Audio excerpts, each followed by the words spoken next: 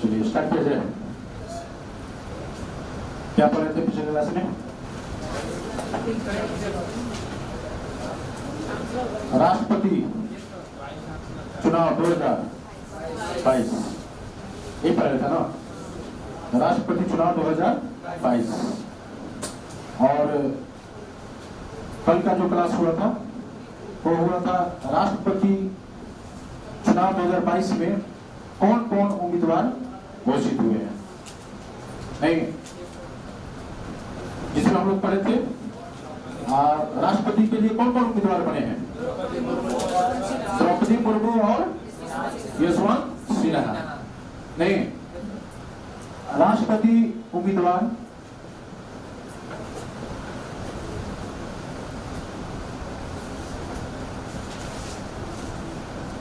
राष्ट्रपति उम्मीदवार 2022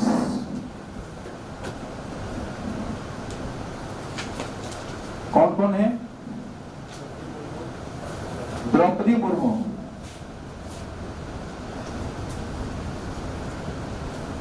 और यशवंत सिन्हा।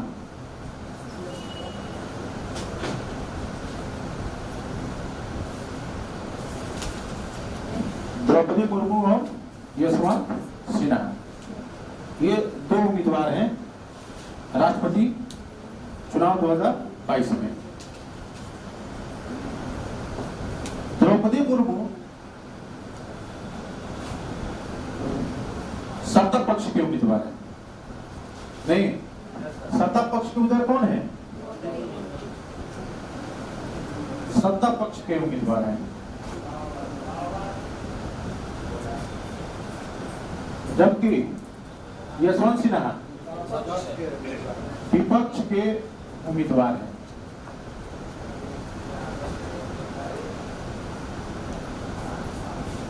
इसका मतलब क्या हुआ? सत्ता पक्ष में कौन? क्योंकि है ना, कोई राजनीतिक पार्टी क्या करेगी? राष्ट्रपति के चुनाव में उम्मीदवार खड़ा करेगी, ठीक ना? तो यहां पर कौन सी पार्टी, किस पार्टी का उम्मीदवार? द्रौपदी मुर्मू हुई।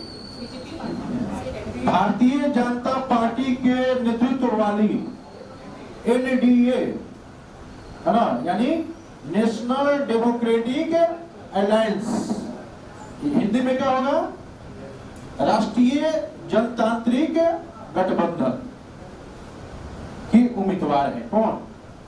द्रौपदी मुर्मू। तो लिख सकते हैं ना यहां पर, भाजपा के नेतृत्व में, भाजपा के नेतृत्व में, भाजपा के नेतृत्व वाली एनडीए की उम्मीदवार है कौन? द्रौपदी मुर्मू।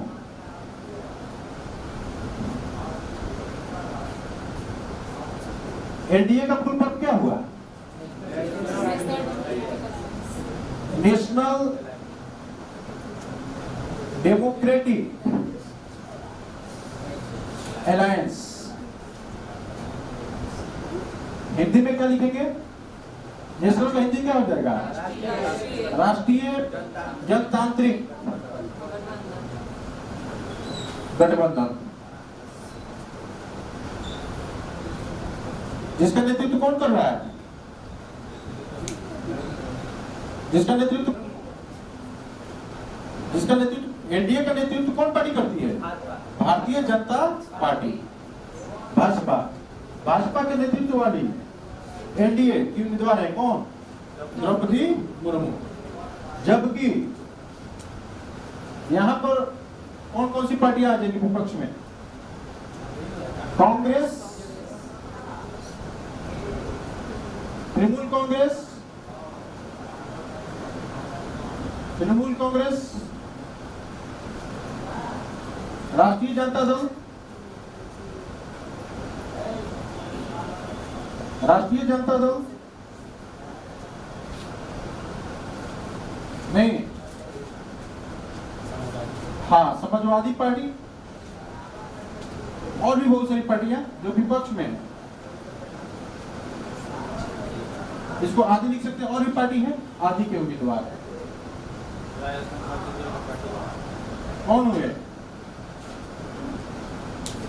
कौन हुए? यशवंत सिन्हा।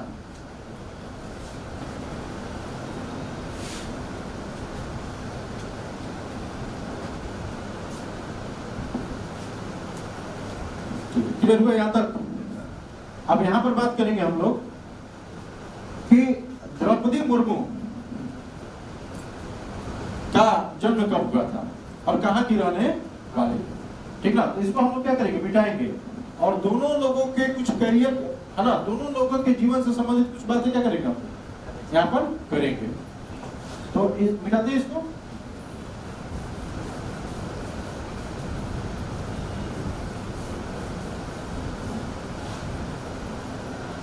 द्रौपदी मुर्मू का जन्म कब उड़ीसा में हुआ था? जन्म कब हुआ था? 20 जून 1900। हाँ, द्रौपदी मुर्मू का जन्म हुआ था 20 जून 1958 को, जबकि यशवंत सिन्हा का जन्म कब हुआ था? 1937 ईस्वी में। इनका जन्म स्थान कहाँ हो गया? इनका जन्म स्थान हुआ मयूरभंज का नाम सुने हैं? मयूरभंज उड़ीसा में है। और इनका जन्म स्थान कहाँ हो गया? पटना, बिहार।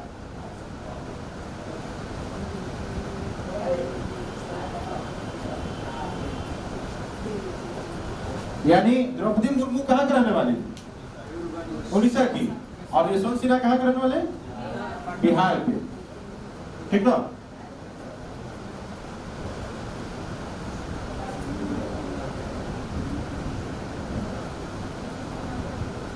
द्रौपदी मुर्मू जो है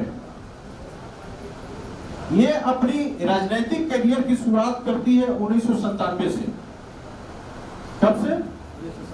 1997 से ये अपना राजनीतिक करियर की शुरुआत करती है। जबकि है ना, द्रौपदी मुर्मू अपनी करियर की शुरुआत कब से करती है? 1997 से। जबकि यशवंत सिन्हा अपना राजनीतिक करियर की शुरुआत कहां से करते हैं? यशवंत सिन्हा अपना राजनीतिक करियर की शुरुआत कब से करते हैं? 1984 से, ठीक ना?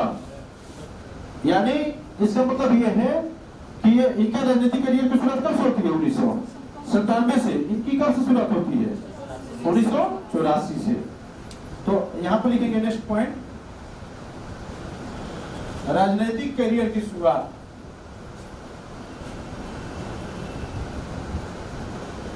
1997 से, जबकि यशवंत सिन्हा का राजनीतिक करियर की शुरुआत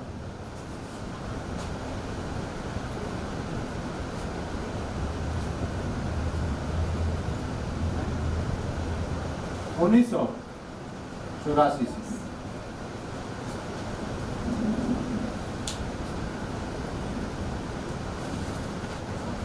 देखिए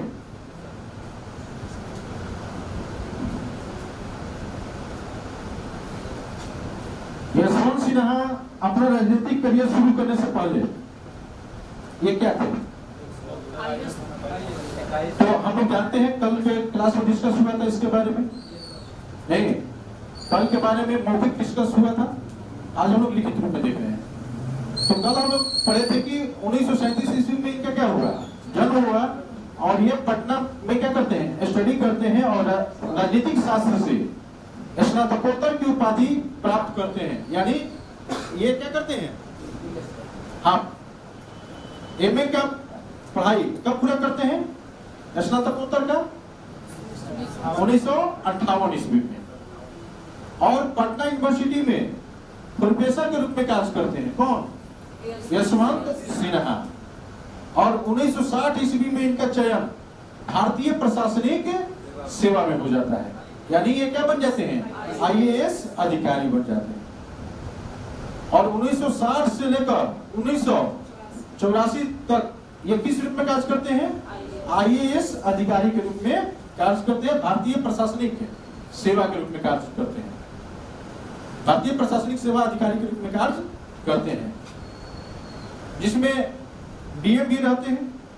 बिहार सरकार के विभिन्न विभागों में सचिव के रूप में भी कार्य करते हैं और भारत सरकार के विभिन्न विभागों में सचिव के रूप में ये क्या करते हैं, काम कार्य करते हैं। इस दौरान ये जर्मनी में हम लोग कल देखे थे, जर्मनी के जो भारतीय दूतावास है उसमें प्रथम सचिव के रूप में यशवंत सिन्हा कार्य करते हैं और 1984 ईस्वी में ये भारतीय प्रशासनिक सेवा से क्या करते हैं, इस्तीफा दे देते हैं। ठीक ना, तो एक क्वेश्चन लिख लीजिए, यशवंत सिन्हा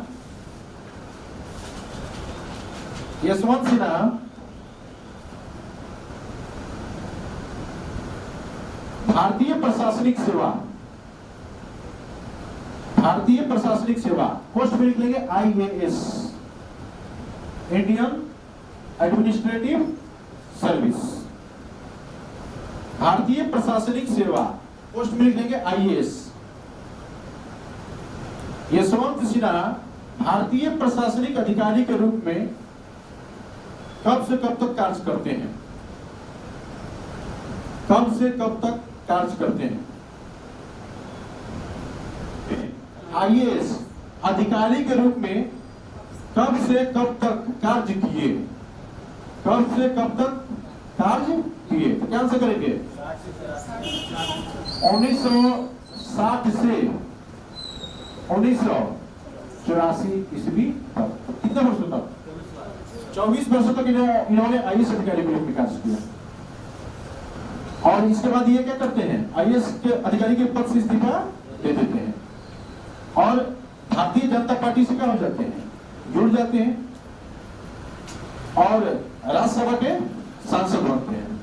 ये हजारीबाग से प्रतिनिधित्व करते हैं।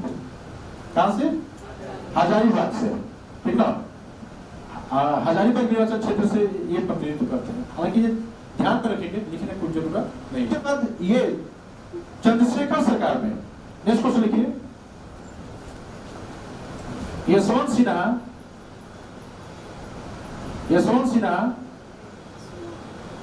चंद्रशेखर सरकार और अटल बिहारी वाजपेयी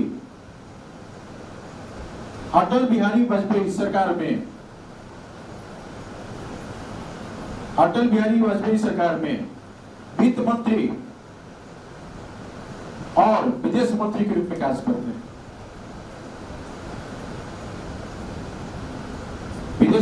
वित्त मंत्री और विदेश मंत्री के रूप में कार्य करते हैं। चंद्रशेखर सरकार और अटल बिहारी वाजपेयी सरकार में ये वित्त मंत्री और विदेश मंत्री के रूप में कार्य करते हैं।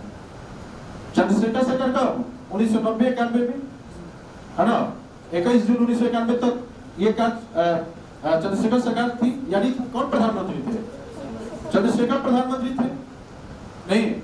और जब अटल बिहारी वाजपेयी की सरकार बनती है 1998 में, तो चंद्रशेखर सरकार में ये किस रूप में कार्य करते हैं, वित्त मंत्री के रूप में कार्य करते हैं।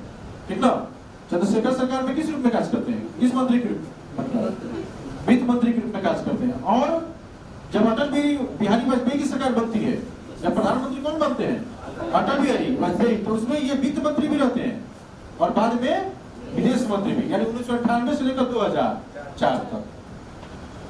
ठीक ना, और 2009 के बाद ये भारतीय जनता पार्टी क्या करते हैं, छोड़ देते हैं और, है ना, विपक्षी खेमे में आ जाते हैं। देखिए, और 2021 में जाकर कोई पार्टी ज्वाइन इससे पहले नहीं करते हैं, लेकिन 2021 में ये किस पद पर जाकर 2021 में किस पार्टी को ज्वाइन करते हैं, तो तृणमूल कांग्रेस। किसको, तृणमूल कांग्रेस को ज्वाइन करते हैं ये। ठीक ना, तो लिख लेंगे आप, यशवंत सिन्हा 2021 में किस पार्टी में शामिल हुए, 2021 में किस पार्टी में शामिल हुए, क्या करेंगे हम, टीएमसी, तृणमूल तृणमूल कांग्रेस।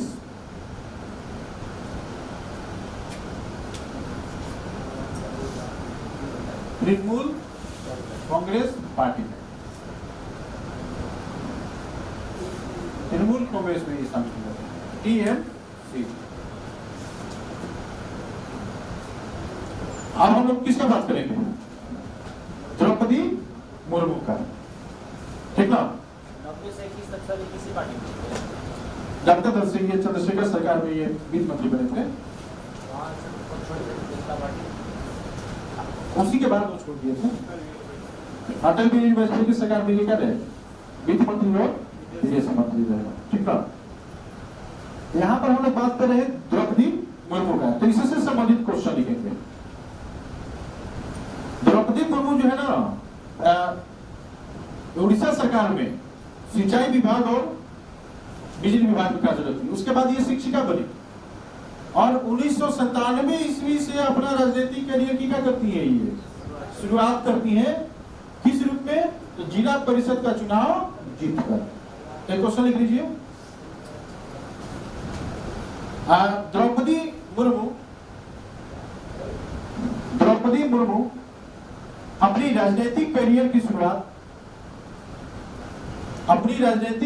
शुरुआत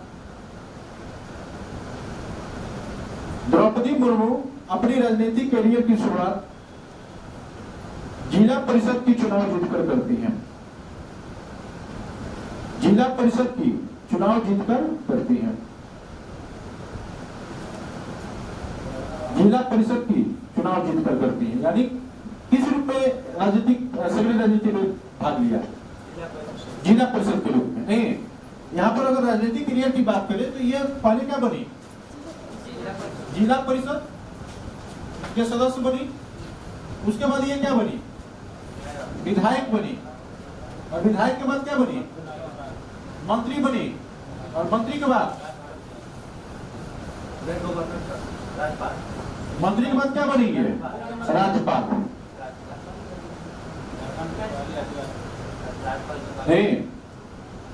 जिला परिषद से करियर की क्या करती हैं?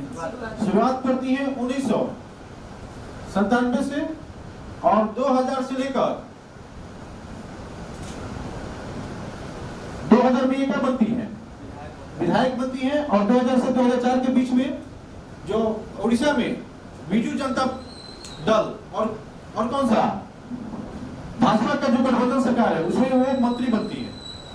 और जब 2014 के बाद 2014 में जब मोदी सरकार यानी भारतीय जनता पार्टी एनडीए की सरकार बनती है, उसके बाद 2015 में इनको कहां का राज्यपाल बनाया जाता है? झारखंड का राज्यपाल बनती है। झारखंड का राज्यपाल बनती है। और कब से कब तक रहती है झारखंड का राज्यपाल? 2015 से 2021 तक।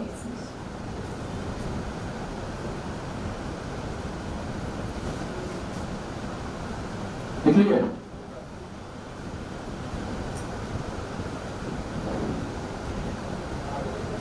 और इस प्रकार राज्यपाल, झारखंड का राज्यपाल बनते ही भारत के किसी भी राज्य का है ना राज्यपाल बनने वाली प्रथम आदिवासी महिला बनती है, ठीक ना? भारत की प्रथम आदिवासी महिला राज्यपाल कौन बनी? द्रौपदी मुर्मू। इसके साथ ही झारखंड की पहली महिला राज्यपाल बनी कौन? द्रौपदी मुर्मू। और इसके साथ ही झारखंड के 9वें राज्यपाल बनी कौन? द्रौपदी मुर्मू, ठीक ना? तो ये तीनों क्वेश्चन आप क्या कर लेंगे, देख लीजिए। भारत के किसी भी राज्य के राज्यपाल बनने वाली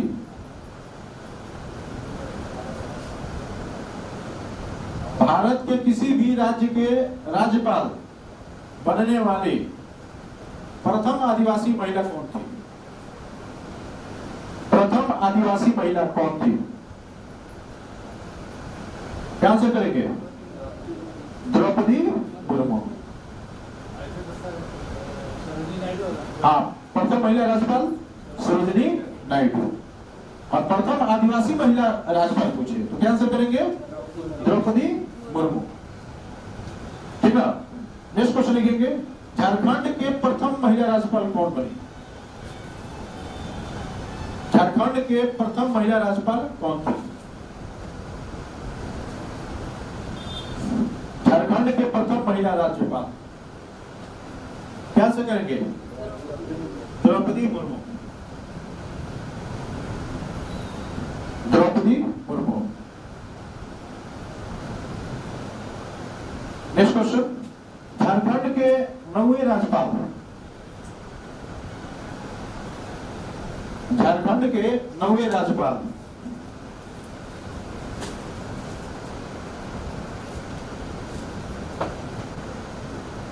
क्या लिखे? द्रौपदी मुर्मू लिखे। चलिए, यहां तक ये क्लियर हुआ ना?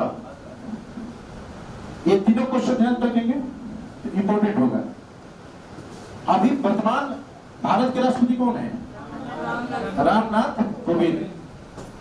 और ये रामनाथ कोविंद राष्ट्रपति बनने से पहले किस पद पर थे? राज्यपाल थे। कहां के? बिहार के। और बिहार के ये 35वें राज्यपाल, बिहार के ये 35वें राज्यपाल थे। रामनाथ कोविंद बिहार के 35वें राज्यपाल थे। ठीक ना? और राज्यपाल से इस्तीफा देकर उन्होंने क्या किया था? राष्ट्रपति का चुनाव लड़ा था नहीं, और राष्ट्रपति बने थे। उसी प्रकार से अभी वर्तमान में ये राज्यपाल नहीं है झारखंड की। देखिए, झारखंड की ये राज्यपाल थी किस क्रम के? 9वें राज्यपाल थी। और अभी ये किसका उम्मीदवार बनने जा रही है? राष्ट्रपति का उम्मीदवार बनी है। और आशा है कि, है ना, ये राष्ट्रपति क्या हो जाएंगे? बन जाएंगे। तो वर्तमान राष्ट्रपति का कार्यकाल कब पूरा होने जा रहा है? 24 जुलाई 2022 को। नहीं, राष्ट्रपति का चुनाव कब होगा? 18 जुलाई 2022 को। अब राष्ट्रपति के जो चुनाव होंगे, वोट पड़ेंगे, उसके मतों की गिनती कब होगी? 21 जुलाई 2022 को। और आशा है कि 25 जुलाई 2022 को, हाँ, दोनों में से कौन, है ना, किसकी जीतने की उम्मीद ज्यादा है? द्रौपदी मुर्मू की जीतने की संभावना क्या है? सर्वाधिक है। क्यों? क्योंकि, है ना, ये सत्ता पक्ष के उम्मीदवार हैं। और जो सत्ता पक्ष, जो बीजेपी है ना, भारतीय जनता पार्टी जो है, और एनडीए, इसकी लोकसभा में क्या है? बहुमत है। अधिकांश सांसद का किस पार्टी के? एनडीए की है नहीं। और राज्यसभा में भी सर्वाधिक संख्या है एनडीए की। तो ऐसी स्थिति में, और अनेक राज्यों में भाजपा क्या है? भाजपा द्वारा शासित, है ना, प्रदेश है, जहां पर भाजपा की क्या है? सरकार है। तो ज्यादा संभावना किसको जीतने की है? द्रौपदी मुर्मू। रामनाथ कोविंद किस क्रम के राष्ट्रपति थे? व्यक्तिगत रूप से 14वें, और चुनाव की दृष्टि से 15वें राष्ट्रपति थे। ठीक ना? और 2022 में जो राष्ट्रपति का चुनाव हो रहा है, 2022 में राष्ट्रपति का चुनाव होने जा रहा है, वो किस क्रम का राष्ट्रपति चुनाव है? 16वां चुनाव है। राष्ट्रपति का जो चुनाव है, ये किस क्रम का चुनाव है? 16वां चुनाव है। क्लियर हुआ? तो एक बार फिर से क्वेश्चन, जितना पहले पीछे ये सब बातें कब पढ़े थे हम लोग? पिछले क्लास में पढ़े थे। राष्ट्रपति चुनाव 2022, ये पिछले क्लास में करेंट अफेयर्स के रूप में हम लोगों ने क्या किया था? पढ़ा था। एक बार फिर से जवाब देंगे। रामनाथ कोविंद व्यक्तिगत रूप से किस क्रम के राष्ट्रपति हैं? 14वें। और चुनाव की दृष्टि से 15वें। अगर यहाँ पर मान लेते हैं कि इसमें से कोई भी उम्मीदवार अगर जीतता है, तो व्यक्तिगत रूप से किस क्रम का राष्ट्रपति होगा? 15वें। और चुनाव की दृष्टि से 16वें राष्ट्रपति होंगे। राष्ट्रपति चुनाव 2022 किस क्रम का चुनाव है? 16वां चुनाव है नहीं। और कब चुनाव हो रहा है राष्ट्रपति का? 18 जुलाई को वोटिंग होगा। और मतों की गिनती कब होगी? 21 जुलाई को। और वर्तमान राष्ट्रपति का कार्यकाल कब पूरा हो रहा है? 24 जुलाई 2022 को। अब तक भारत के कितने राष्ट्रपति हुए हैं? व्यक्तिगत रूप से कितने? 14। और चुनाव की दृष्टि से 15 राष्ट्रपति हुए। किस राष्ट्रपति का 2 कार्यकाल पूरा हुआ है? डॉक्टर राजेंद्र प्रसाद का, है ना, 2 कार्यकाल पूरा किए थे। कौन से राष्ट्रपति निर्विरोध निर्वाचित हुए थे? नीलम संजीव रेड्डी। कौन से राष्ट्रपति ऐसे थे जो निर्दलीय उम्मीदवार आते हुए भी राष्ट्रपति चुनाव जीता था? डॉक्टर बीबी गिरी। नहीं, डॉक्टर बीबी गिरी। किन दो राष्ट्रपतियों का कार्यकाल में मृत्यु हुई थी? डॉक्टर जाकिर हुसैन और फखरुद्दीन अली अहमद के। नहीं, डॉक्टर जाकिर हुसैन और फखरुद्दीन अली अहमद की कार्यकाल में क्या हुई थी? मृत्यु हुई थी। भारत के वैसे राष्ट्रपति के नाम बताए जो कर्जवाहक थे लेकिन सर्वोच्च न्यायालय के मुख्य न्यायाधीश थे और सर्वोच्च न्यायालय के मुख्य न्यायाधीश के रूप में रहते हुए राष्ट्रपति के कार्यों का निर्वहन किया। एम हिदायतुल्लाह। नहीं, इन सारे प्रश्नों को और भी बहुत सारे प्रश्न हम लोग राष्ट्रपति से रिलेटेड पड़े हुए हैं, उस सबको क्या करेंगे? ध्यान पर रखेंगे। क्लियर है ना? चलिए, इतना ही रहने देते हैं।